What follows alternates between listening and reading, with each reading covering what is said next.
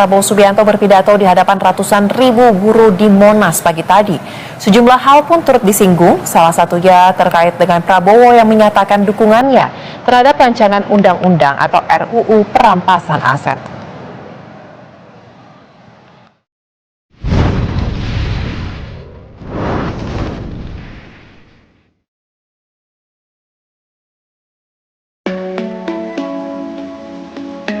Indonesia darurat korupsi. Kalimat itu bukan lagi retorika, bukan lagi pepesan kosong. Ini adalah jeritan hati rakyat. Jeritan yang dibungkam oleh tumpukan uang haram. Indonesia Corruption Watch atau ICW mencatat, sepanjang tahun 2024, kerugian negara akibat korupsi mencapai angka fantastis 500 triliun rupiah. Angka yang mencengangkan, angka yang bisa membangun ribuan sekolah, ribuan rumah sakit. Tapi apa daya, uang itu lenyap, ditelan rakus para koruptor. Bayangkan, di saat rakyat menjerit kesusahan, para elit negeri justru asik menumpuk harta haram. Mereka membangun istana di atas penderitaan rakyat. Mereka berpesta pora di atas kuburan nurani. Inikah wajah republik ini? Republik yang dulu diperjuangkan dengan darah dan air mata, republik yang digagas sebagai negeri yang adil dan makmur. Kita tidak boleh tinggal diam. Kita tidak boleh membiarkan korupsi menggerogoti negeri ini hingga ke akar-akarnya. Kita harus bangkit, kita harus melawan. Demi masa depan anak cucu kita. Demi Indonesia yang lebih. Kolusi, korupsi, dan nepotisme, atau KKN, telah bermetamorfosis menjadi gurita raksasa. Lengan-lengannya mencengkeram seluruh sendi negara. Eksekutif, legislatif, yudikatif, tak satu pun yang luput. Semuanya terkontaminasi virus mematikan ini. Anatomi gurita KKN ini sungguh mengerikan. Ada kolusi lintas lembaga, di mana para pejabat dari berbagai instansi bekerja sama untuk mengeruk keuntungan pribadi. Ada modus sandera menyandera, di mana satu sama lain saling memegang kartu truf untuk mengamankan posisi dan kepentingan masing-masing. Dan yang paling mengkhawatirkan, ada praktik bagi-bagi proyek yang sudah menjadi rahasia umum. Proyek-proyek pemerintah yang seharusnya menjadi berkah bagi rakyat, justru menjadi bancakan para elit. Mereka bagi-bagi jatah dengan imbalan fee proyek yang fantastis. Rakyat, mereka hanya menjadi penonton. Menyaksikan ironi negeri yang kaya raya, tapi rakyatnya hidup kemiskinan. Salah satu senjata pamungkas untuk memberantas korupsi adalah Undang-Undang Perampasan Aset. UU ini memungkinkan negara untuk menyita harta kekayaan hasil korupsi, tanpa harus menunggu putusan pengadilan yang berkekuatan hukum tetap.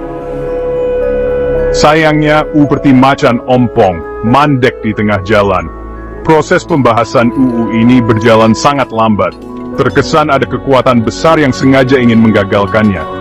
Siapa lagi kalau bukan para oligarki, mereka yang selama ini menikmati keuntungan dari praktik korupsi. Mereka yang ketakutan jika UU ini benar-benar diterapkan, harta kekayaan mereka yang tak seberapa itu akan ludes disita negara.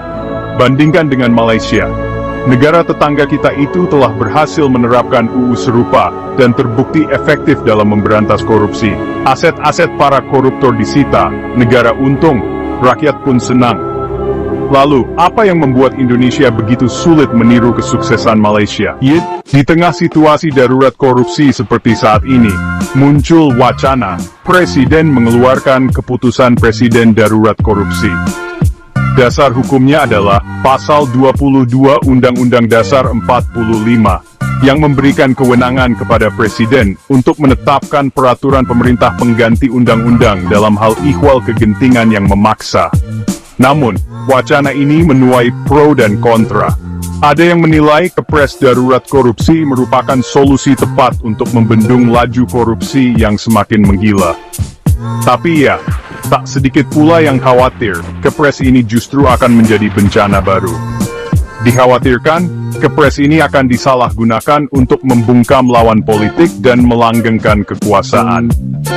Risiko lainnya, Kepres Darurat Korupsi bisa jadi hanya akan menjadi macan kertas, tanpa diiringi komitmen dan keseriusan dari pemerintah dalam memberantas korupsi.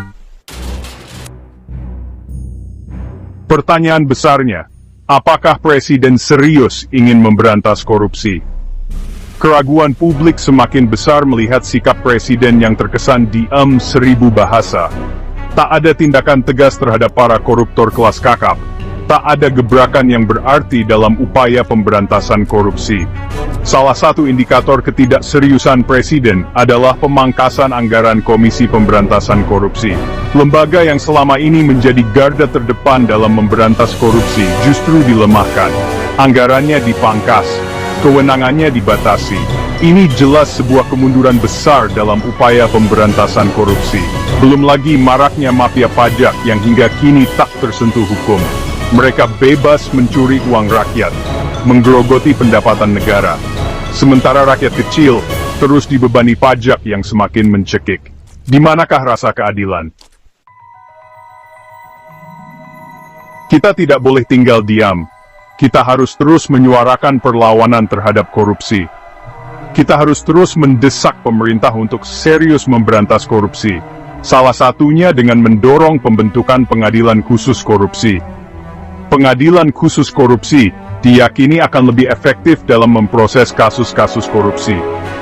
Dengan hakim dan jaksa yang memiliki integritas dan kompetensi tinggi, diharapkan penuntutan dan vonis terhadap para koruptor bisa lebih maksimal.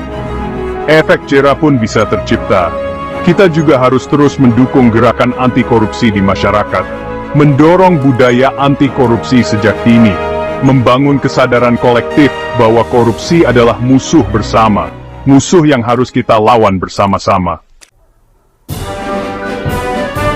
Ingatlah, korupsi adalah kejahatan luar biasa, kejahatan yang menghancurkan sendi-sendi kehidupan berbangsa dan bernegara. Korupsi adalah musuh kita bersama, musuh yang harus kita lawan bersama-sama. Mari kita satukan tekad dan langkah. Mari kita lawan korupsi dengan segala cara, demi masa depan anak cucu kita, demi Indonesia yang lebih baik. Ingatlah, masa depan bangsa ini ada di tangan kita. Jika bukan kita, siapa lagi? Jika bukan sekarang, kapan lagi? Lawan korupsi, Poyojeni.